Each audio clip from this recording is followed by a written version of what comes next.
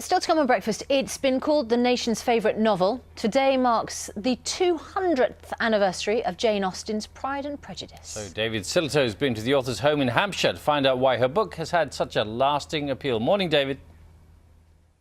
Good morning. Let me conjure you a little scene. Exactly here, 200 years ago, Jane Austen would have walked through with this book, taking delivery of it. This is where Jane would have been practicing the piano.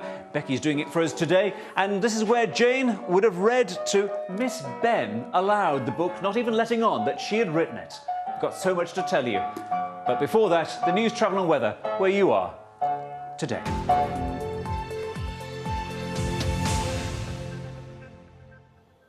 Still to come on breakfast this morning, it's been called the nation's favourite novel, and today marks the 200th anniversary of Jane Austen's Pride and Prejudice. David Silito is at the author's home in Hampshire finding out why her book has had such a lasting appeal. Morning, David. We're conjuring a little scene from history for you today. This is exactly where Jane Austen would have been standing 200 years ago. It's Isabel playing the role here for us today, and she would have walked up and taken receipt of the first edition of Pride and Prejudice. And this is where Becky is standing in for Jane today. She would have practiced the piano. There is so much to say. 200 years of Pride and Prejudice. But before that, the news, travel and weather, where you are today.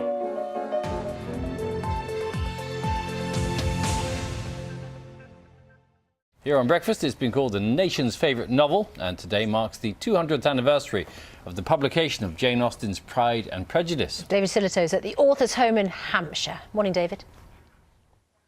Good morning, Becky. Please take it away. Becky is being Jane Austen for us this morning in exactly the place where Jane Austen would have played the piano. And here she would have this evening, 200 years ago, been reading the first published edition of Pride and Prejudice. So much to say, but before that, the news, travel and weather, where you are today.